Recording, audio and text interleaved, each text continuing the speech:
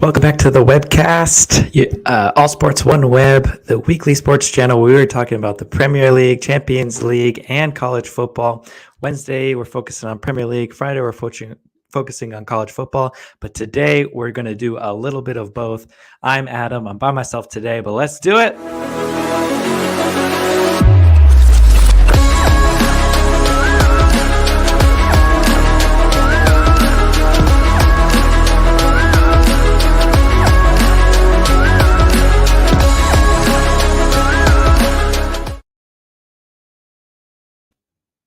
All right. So this past weekend, we had week 4 of the Premier League, and we had the start of week 1. Some consider it week 0 of the college football season, highlighted by Nebraska versus Northwestern in Ireland. The stadium was given out, had some issues, and they were giving out free beer for most of that second half there. So great back and forth game. We're going to talk about that a little bit more as well.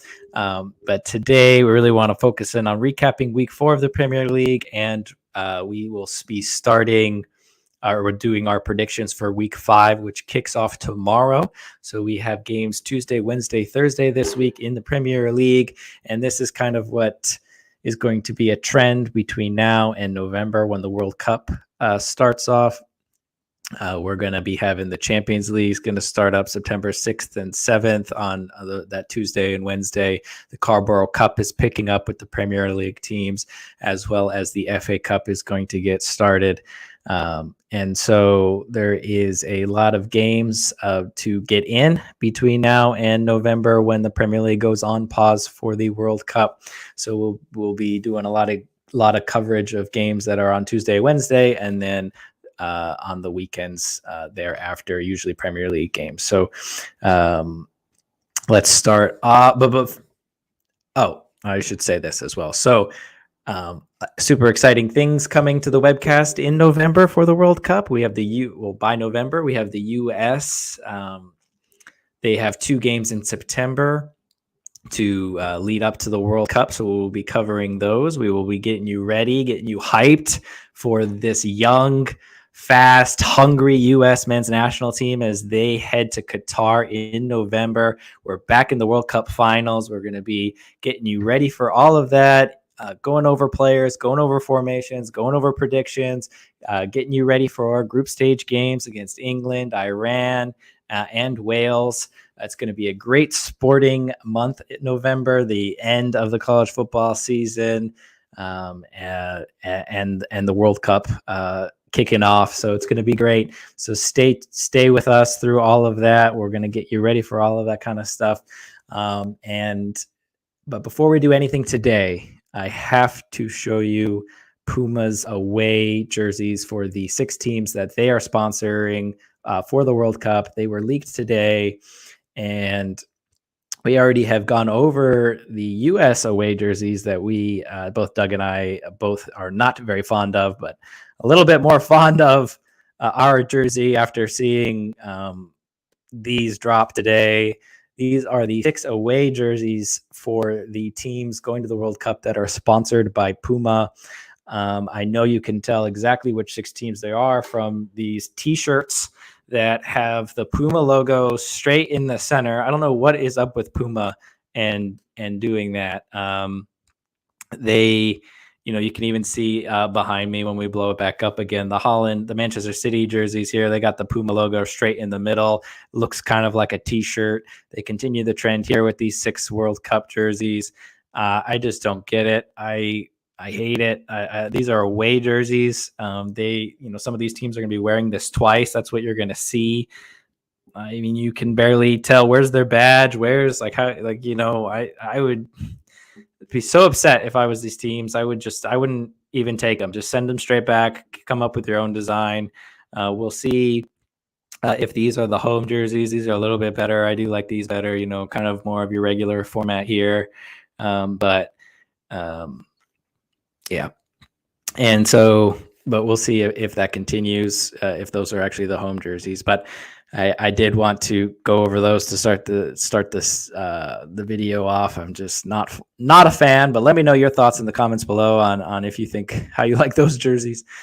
But yes, so now let's go into our picks from week 4 for the Premier League.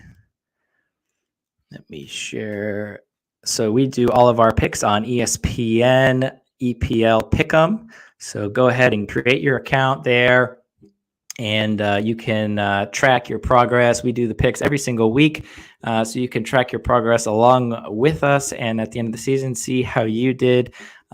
We had a much better week last week, going 7 out of 10 correct picks, bringing our record up to 16 and 14 for the year.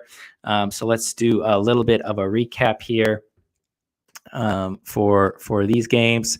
Manchester United and Southampton. I was very excited to watch this one, as United, they had that change by benching Maguire, finally, and the team looks energized. Martinez looks absolutely phenomenal in the back. He is bringing the energy. He's, in my opinion, really bringing the level of the team up, just his willingness to get in front of shots. Southampton switched to a back 4.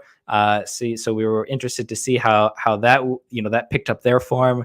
They have so many young players. Interested to see how this week, if that would continue. And United take all 3 points to get their first back-to-back win since, I think, February. So let's see if they can keep that, make that 3 in a row this week. But we'll get to our picks in a little bit. The next game, Everton versus Brentford.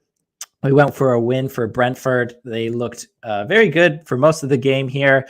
Everton had a great through ball. It seems like that's the way Everton like to attack, those long balls down Route 1 straight through. Anthony Gordon with a great touch and a great finish to get Everton on the board. But then once again, thrown away the lead late, and Brentford are able to pick a point there. Brighton, they are... Graham Potter needs, I hope, at the end of this season, if Brighton continue the way they are, I really hope that some, big team in Europe looks at him to give him his opportunity. What they have done with the loss of Basuma and Cucurella now, and just they are joint second with Tottenham and City after 4 games, undefeated, and they have great structure. They are a fantastically run club from top to bottom, and Graham Potter just has them humming. They pick up all 3 points against Leeds. Chelsea, along with a lot of the teams from the Big Six, I think one statistic I saw was that this is the first time that all 6 of the top 6 have won since maybe April, all on the same day, or all in the same game week, I guess. So that was very interesting to see. Chelsea going down to 10 men after 24 minutes. Again, terrible decision making for people who are on yellow cards. Last week it was Koulibaly who picked up a yellow card within the first 30 minutes, and then being down 3-0, decided to commit a terrible foul, unnecessary, getting that second yellow, and he was off. This week it was Conor Gallagher's turn. That first foul so early in the game to pick up a yellow card, and then to follow up with that second one. And Cucurella did not do him any favors whatsoever. A absolutely dreadful corner kick. I am with Lee Dixon when he says, if you do not beat the first man on a corner, you should be fined a week's wages. I am totally for that. I think they just need to make that a rule in the Premier League, because you have to beat the first man, but then to not beat the first man and to hit that pass backwards like that into basically playing Leicester, what was that, Harvey Barnes, straight through, put Gallagher in a terrible position, but to foul like that, I mean, a little bit higher on the leg, and that would have been a straight red in itself. So no complaints there. And then Chelsea had to play 65 minutes with 10 men. And the pressure kept mounting. And it was really interesting going into this game, because I was very curious to see if Tuchel was going to, do a back 4 with Koulibaly out, obviously suspended for that double yellow last week. And we didn't really get to see too much of it, only about 25 minutes. And we had a majority of the possession for those first 25 minutes. And in attack, it looked like we were playing with a back four. Reece James kind of pushed out wide. Loftus-Cheek then pushed up kind of a little bit more centrally, but definitely along that right-hand side, even getting another absolute great opportunity, a square ball over from Sterling for Loftus-Cheek to just hit it one time. And again, he doesn't do it. We really need Reece James out on that right-hand side. That is what he's made for. We saw it against Tottenham. Sterling placed that ball across. Granted, Reece James was in a lot more space than Loftus-Cheek has been on his opportunities, but he was able to hit that nice and clean. We've seen him do it before. He's great at getting up and down that side. He gets to the byline and sends it across for Sterling's second goal as well. So Reece James being on the right-hand side is, as a right wing back is, even though he's great defensively and can play that right side out of the back three, he needs to be playing as a right wing back. And the news this week, or the start of this week, as we approach the transfer deadline on Thursday, is that Wesley Fofana has been confirmed as a Chelsea signing, going through the medical and everything like that. So no longer a Leicester player. 70-odd million for him, for the 21-year-old defender. But he's going to come in, and once he gets up to speed, is going to slot in at that right side center back. So now you're going to have Azpilicueta, Fofana, and Reece James kind of Fofana's going to be, only playing on the right side of the center back, but at least Reece James and Azpilicueta can, be interchangeable between a right wing back and the right sided center back to give cover. So I think depth wise and all of that, Chelsea are looking really good. A back three with two wing backs, Cucurella, Reece James, and a back three between Fofana, Koulibaly, and Thiago Silva. I mean, I don't know that you get much better in the Premier League. So super excited to see that come together. Let's see what Leicester can do now that they've solved this Fofana disaster, and they can move on from there and hopefully get their first victory of the season next week. Wow, what to say about this one? This was a trap game for Bournemouth. Liverpool losing away to United, not a great start to the season. Nunez is suspended. Firmino comes back in. I mean, they're back at home. They need a victory. Bournemouth just look they just don't have enough quality top and bottom. Poor Scott Parker, the best dressed manager in Europe, and Liverpool were just unbeatable. Back to their old selves. Firmino comes in, 3 assists and 2 goals. Props to every fantasy owner that triple captained him this week. Props to you for seeing that coming, going back into the starting lineup and getting 3 assists and 2 goals. That's absolutely incredible. And this game, however, I think I was almost more impressed from almost both of these teams than I was with Liverpool. Crystal Palace 2 up at halftime at the Etihad. They had a gauntlet to start the season. Arsenal, Liverpool, and now City. They've picked up 4 points from their first 4 games, way more than expected. Patrick Vieira, I don't think gets enough credit. I will say it time and time again. Even with Arsenal playing so well, Patrick Vieira, I wish was the manager at Arsenal. I think he is absolutely fantastic. The work he's done with Palace, I think he doesn't get enough credit. I mean, Graham Potter I don't think gets enough credit, but he gets more credit than Patrick Vieira does. And Vieira's just been doing an absolute fantastic job with Crystal Palace. 2 up at halftime. But the second half, City show the whole reason why they've adjusted their team to get Haaland in here. They show they can score in a flash. They have so much quality that even when it looks like they're just holding on to the ball, within 5 seconds, they can pick a pass, whether it's Foden, Bernardo Silva, or Kevin De Bruyne. They can beat 3, 4, 5 defenders with one pass, and Haaland just needs half a yard, and it's going top corner. He gets his first hat trick. Let me know in the comments below how many hat tricks. Yes, not how many goals, how many hat tricks he's going to get in the Premier League. 6 goals in first 4 games of the season. Absolutely ridiculous. I feel sorry that Nottingham Forest is next for City, but there you go. Arsenal Fulham. This was a great game to watch. Last week we saw Ivan Toney for Brentford score the tying goal to make it 2-2 against Fulham, and then he hit the Mitrovic celebration. 15 minutes later, Mitrovic hits the game winner. In this game, Aaron Ramsdale decided to drop kick it kind of low, hits Mitrovic square in the face, and then guess who scores next? Mitrovic. That's just what he does. I don't know why people are trying to upset him. He's got 4 goals in 4 games for Fulham. They have had a great start to the season, but what character Arsenal showed in this game. I was excited to see it because of London derby, but on top of that, you had Thomas Partey and Zinchenko both injured leading up to this game. So here you go. Here's the first little bit of adversity that Arsenal's had in the season. And then on top of that, they go behind at home. Okay, how can they react? Some would say that they haven't had the hardest competition, but you look at the job Palace has been doing against the likes of Liverpool and City. Look at the job Fulham has done against Liverpool, for example, getting a draw there. And you can only beat who's in front of you. And the way that they play, super fluid.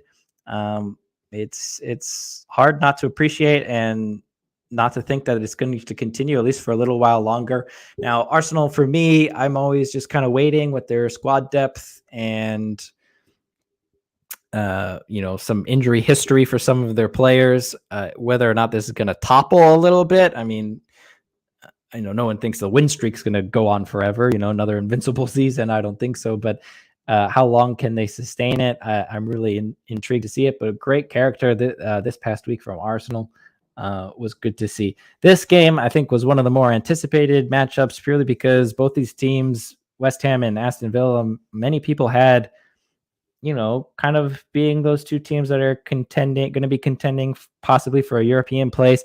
Both started absolutely poorly, even though Aston Villa, I feel like, has been playing well, and West Ham has just used up all of their bad luck to start the season against Nottingham Forest, hitting the bar so many times, missing the penalty, giving up the penalty against Brighton last week as well. But they just haven't been able to get a result. West Ham does pull all 3 points away, putting more pressure on Steven Gerrard. Another interesting thing as we get more and more games under our belt, who's going to be the first manager sacked? Feels like the needle is tipping towards Steven Gerrard, even despite the good sections of play that Villa have this season. You got to pick up more points with the quality and the money spent. Very interesting to see how that unfolds. This game, I cannot believe that I was so sure that Wolves were going to pull this off before the game, and then during the game, they went up 2-0. The second goal gets tacked back because of offsides, and Wolves go from securing it 2-0 to probably should have lost it. Newcastle arguably should have gotten the winner super late after St. Maxima with the goal of the season. If you haven't seen it, go check it out. Goal of the season so far, St. Maxima, one-timer volley, the top of the box. Gives me nightmares of a goal that I conceded when I was in high school, but you just have to sit back and appreciate that kind of volley. I can't tell if he shinned it. I'm going to give him the benefit of the doubt that he didn't shin it. Okay. So if you go watch it and he shinned it, I get it, but I'm going to say he didn't shin it. Great finish. Very sad that he ended up pulling his hamstring, it looks like. I don't know if it's too early to see how many games he's going to miss.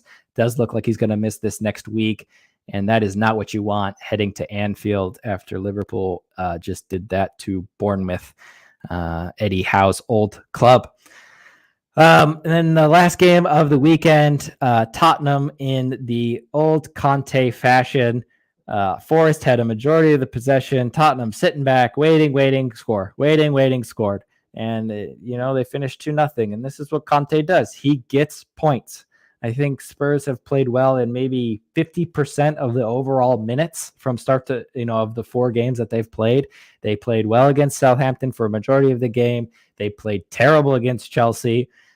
They played okay against Wolves, and they played okay against Nottingham Forest. And yet they're undefeated, second place, tied with City, 2 points back of Arsenal. And that's just because Conte gets points. Basuma's yet to get integrated into the squad. I think this is just what Conte does in the league. I'm intrigued to see how they do in the Champions League. And I must say, I stand corrected. A couple weeks ago, I said that Tottenham was in pot 3. I apologize. They were in pot 2, and they might as well have been in pot 1 with the group that they got. I'm sure they're going to be favored to top that group over Frankfurt, even though Frankfurt is the Europa League winner. So last week, 7 out of 10.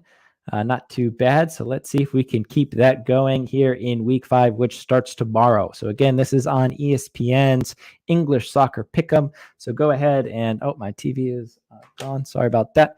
Go ahead and make your account on here and pick along with us every week. Right before each game week, we'll be doing our picks here. We did miss the first week, sadly, but we will be doing them from week 2 all the way through week 38. So go ahead and make your picks with us. See where you rank and how you do, and we can compare at the end of the season. This game, I think, is one of the most interesting games. I feel like both teams kind of sitting on a knife edge. Brentford with the great start, obviously beating, the highlight of those first 2 weeks, beating United 4-0 at home. They were flying high, always a tough place at home, but how can they do away from home? Crystal Palace, with the gauntlet that they had to start the season, picked up 4 incredible points. And, let's see if they can continue it now on a shorter week. Now we pick up some games. Not everybody's going to get a full week of rest in between. We will see what they do at home. For me, I think that this one is going to be a very close and contested game. I think there will be a couple of chances, but I think actually I'm going to keep this draw here for Brentford versus Palace. I think it'll be a low scoring, more defensive game, a couple maybe chances for Tony, maybe Zaha with a couple of opportunities, but I think it'll be a draw, maybe a 1-1. I could see a 0-0 draw there, but I'm going to keep that one as a draw. Brighton travel away to Fulham, who've actually done pretty well at home so far to start the season. Fulham, after kind of going ahead against Arsenal and dropping all 3 points from a winning position last week, come back home to take on Brighton, who have just started so extremely well. And for me, it's just so hard to go against Brighton with the structure that they have and the way that they've been playing. I have to go with a Brighton victory there. Chelsea versus Southampton. Now, for some reason, Chelsea have just this crazy ability to always concede 2 goals. It seems like to Southampton. It's just whether or not we can score 3. I don't know what it is away to Southampton. I don't know. I don't know what it is. So it'll be interesting. Now we got Fofana in the door. Thursday is the transfer deadline, so we'll see if anyone else comes through. A lot of rumors out there. Thomas Tuchel comes back to the touchline. His birthday was this week as well, so I think he's going to be shaking up the midfield. Conor Gallagher obviously out. Koulibaly's going to come back in. I'm very intrigued if Azpilicueta is going to start this game and Reece James going to get pushed out to the right-hand side, maybe bringing Loftus-Cheek more centrally, Kovacic. I don't know if he's fit enough to start, especially with the game being tomorrow. He played about 20 minutes on Saturday, so we'll see if he has enough to start or not. Conor Gallagher is obviously out. We'll see if Mason Mount starts or not. Is a very interesting decision. Take Mason Mount off last week, go back to that back 5, and we just looked more together, more sound. We ended up scoring 3 minutes after going back in, taking Mount off and going into that kind of formation. So I think Chelsea will pick up all 3 points here at Southampton and really get the season back on track after loss to Leeds and draw to Tottenham for game week 2 and 3. Everton will travel to Leeds, and poor Frank Lampard cannot get a win. They just look a little disjointed still. One of the things that I thought was so interesting when Lampard was managing Chelsea was I felt like we kept conceding free kicks. I don't know what it was. We were just not very good at set pieces. It looks like that's kind of continuing at Everton, despite, bringing in Connor Cody and, having, a pretty solid back line to begin with. But again, another set piece undoes Everton last week. and they still are without a win. Traveling away to Leeds, who just seem to be relentless to start the season. It'll be interesting to see how fast they can start this game with a shorter week. But I do think that Leeds will find a way to pick up all 3 points in that one. Bournemouth come back home to the South Coast after that 9-0 thrashing to Liverpool, but they have a very tricky team that went from all 3 points to throwing away all 3 points to ending up with a draw against Newcastle. Wolves, always a great defensive team. They are looking for their first win. I think Wolves will actually get that done down on the South Coast, and Bournemouth will fall to 1 win, 4 losses. Wednesday, we got Villa, Steven Gerrard traveling to the Emirates to take on Arsenal. This is such an interesting game for me because you just keep waiting for the quality in Aston Villa to pop through. And, you see it in spurts. Ollie Watkins, I don't know. I just am so impressed with him. I do like the partnership up there with Danny Ings. I think, Coutinho obviously playing behind it, always dangerous. And they just have quality. And I'm shocked by their slow start. Here on the webcast, we did predict that they were going to finish 6th. So for that to come true, we're really going to need them to turn it around here. Arsenal, though, just, they look cohesive and strong, and they're really fighting for each other and super fluid. Great to see them battle adversity last week. And I just, it's hard to pick against them. So we're going to have to ride it again. I think Arsenal will get that done. I think this will be a very close game. I would not be surprised if we ended with maybe a 2-2 draw in this one, but I do think Arsenal might edge it 2-1 there. Wednesday, Nottingham Forest, Dean Henderson, my man. Oh, I love him. I love watching him.